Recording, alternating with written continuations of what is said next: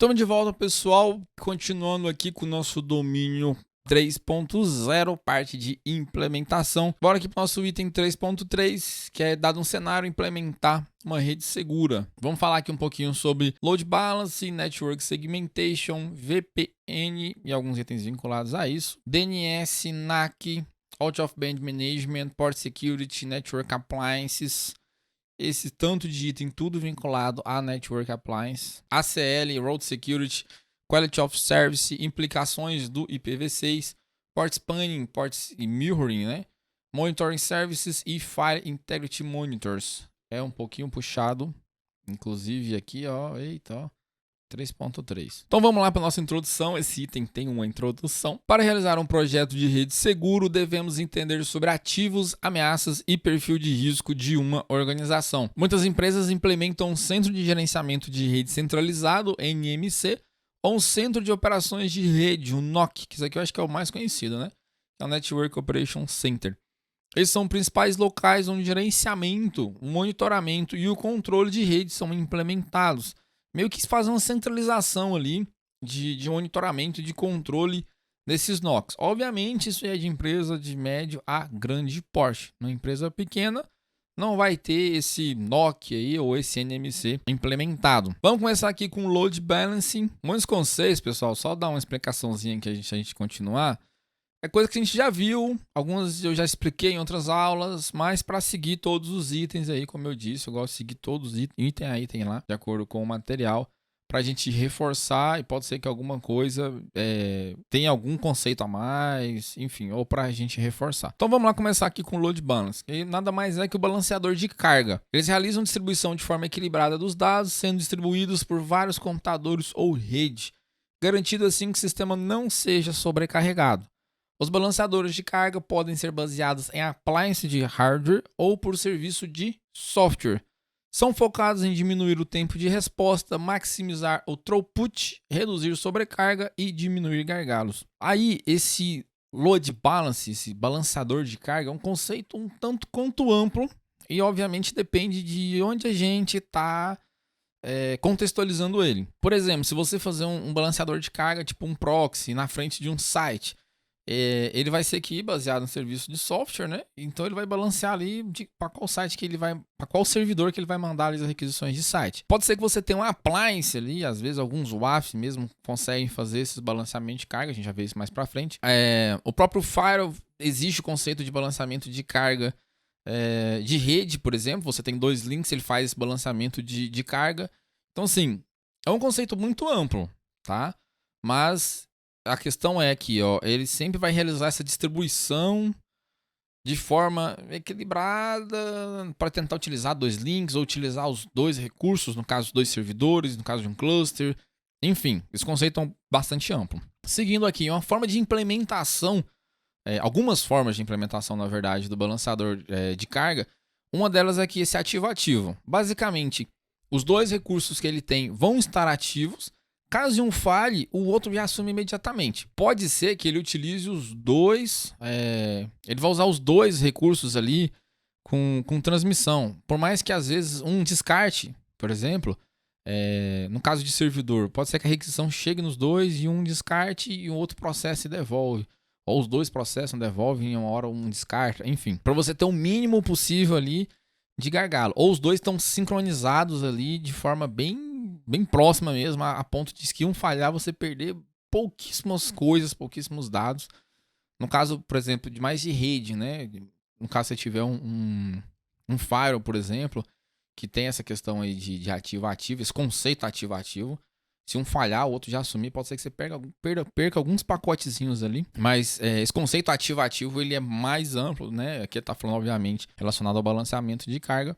Mas só para a gente entender que quando tiver esse conceito ativo-ativo, tá isso. Os dois estão prontos para uso ali. Qualquer falha que um tiver, o outro já assume imediatamente. Como aqui traz o slide, o balanceador de carga distribui a carga entre os servidores ativos, utilizando todos os caminhos ou sistemas disponíveis durante as operações normais, como eu citei. Em caso de falha de um ou mais percursos, os percursos ativos devem suportar a carga. Essa técnica normalmente é utilizada quando os níveis de tráfego ou carga de trabalho durante as operações normais precisam ser maximizados. porém a capacidade pode ser reduzida durante as falhas. Por exemplo, você tem 2 links de 500 MB e seu throughput médio ali é algo em torno de 700, 800 MB.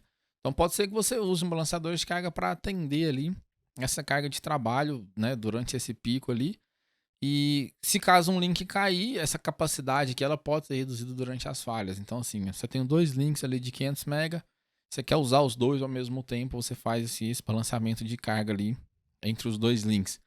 Quando um cair, você pode ser que dê para aguentar ali só com um link de 500 MB, mas você quer usar os dois. Entendeu? Um exemplo aí, usando balanceamento de carga com links de internet. Configuração ativo-passivo. O balanceamento ele tem um dos dois componentes ali do balanceamento vai ficar meio que em stand-by. Quando um falhar, o outro sobe rapidamente e assume. Basicamente esse é o funcionamento. Aqui o slide traz pra gente. O balanceamento mantém alguns sistemas em estado inativo, né? Não sendo utilizado durante as operações normais. Se um dos elementos ativos falhar, um elemento passivo será colocado imediatamente em estado ativo e assumirá a carga de trabalho do elemento em falha.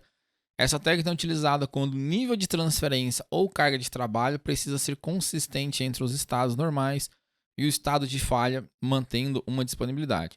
Você tem, por exemplo, lá 2 links de 500 MB e o seu throughput é algo em torno de 300 MB. Faz sentido você querer utilizar os dois? Não precisa.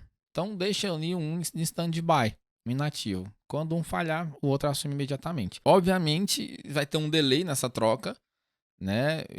Só que sistemas ativos passivos são mais baratos que sistemas ativos. Por isso, dependendo da sua criticidade, não precisa implementar um sistema ativo. Scheduling, né? Os métodos de agendamento ou balanceamento de carga são os meios pelos quais um balanceador de carga distribui a carga de trabalho, as solicitações ou as cargas entre os dispositivos por trás dele. Podemos fazer um paralelo com a forma que o algoritmo de balanceamento irá trabalhar. Como exemplo, o round robin, que ele pega um aleatório, né? Pega uma requisição por um, uma requisição por outro. No caso do dispositivo, link, enfim, do que seja aí essa forma do balanceamento que ele esteja implementado. Mas seria basicamente isso, a forma ali que ele vai fazer essa distribuição. Por exemplo, um sistema ali ativo-passivo, pode ser que de manhã eu quero que saia por um link, de tarde saia por outro. Ou um servidor, quero que um servidor... Tem 2 servidores ali, um mais parrudo, um mais fraquinho. Quero que durante o dia o servidor mais parrudo atenda a requisição e de noite o mais fraquinho. Enfim, essa forma aí de funcionamento, como que o balanceamento de carga irá trabalhar. Vamos falar aqui um pouquinho sobre Virtual IP. O Virtual IP é um IP alocado para um site, mas que na verdade não corresponde a uma máquina física. As requisições chegam nesse IP virtual. A requisição é distribuída em um pool de servidores e isso é controlado pelo balanceamento de carga, pelo balanceador de carga, utilizando IPs privados. Não sei porque esse IP ficou minúsculo aqui, mas enfim. Então você tem lá um IP e aí pode ser que, obviamente, vai ser um IP público, né? Então você vai ter lá você vai ter lá um IP público. E aí, quando a requisição chega nesse IP público, ele vai ter um pool de servidores aqui, ó. E pode ser que cada servidor desse aqui seja um site diferente, servindo somente um IP. Né? Obviamente, alguns sites estão rodando em IPv4, ainda acontece muito isso. Então, você está acessando algum balanceador de carga, um AF, um proxy, reverso, alguma coisa do tipo está aqui. Mas, na verdade, os sites são vários servidores por trás ali. Esse é o conceito de IP virtual. E aí, no caso, esse IP aqui que vai estar servindo, ele é chamado de IP virtual. Conceito de persistência, essa persistência, quando a gente fala isso no contexto de balanceamento de carga, a gente pode chamar aqui de afinidade também. Basicamente é o seguinte, imagina comigo lá, vou pegar esse pedacinho aqui de baixo aqui. Você tem lá o balanceamento de carga, né? Você tem aqui o balanceador de carga, e aí ele tem 3 servidores aqui por trás. Tranquilo? E aí suponhamos que você faz lá uma requisição e esse balanceamento de carga ele vai atender primeiro pelo servidor e aí o retorno ele volta por ele, mas na próxima requisição vai pelo de baixo e volta. Enfim, isso pode ser que dê algumas perdas de dados, né? Principalmente quando o balanceamento é internet. Se, por exemplo, às vezes você está com um provedor pequeno, esse provedor ele tem balanceamento de links ali. Então pode ser que uma requisição a um site vá por um IP, e aí quando você fazer outra requisição, vai por outro IP. Aí o site fala assim, poxa, eu tava com a sessão com tal usuário aqui em tal IP, agora ele já mudou de IP, eu vou derrubar ele.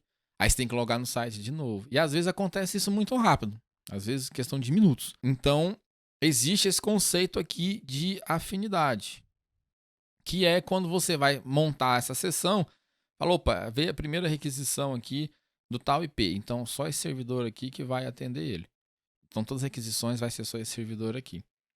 Ah, mas aí o conceito de balanceamento fica estranho. Não, porque quando vir um outro usuário, ele joga para outro servidor e coisa do tipo. Obviamente, de acordo aqui com a porcentagem de uso de cada servidor.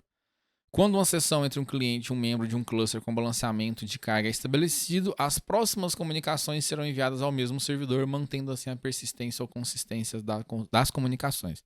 Justamente o que eu expliquei para vocês aí. Bom, pessoal, nossa primeira parte desse item aqui, 3.3, fica por aqui. Esse item um pouquinho puxado, provavelmente vai ter mais de 3 partes aí, que é o padrãozinho que está sendo os últimos vídeos. Então é isso aí, vejo vocês lá na parte 2.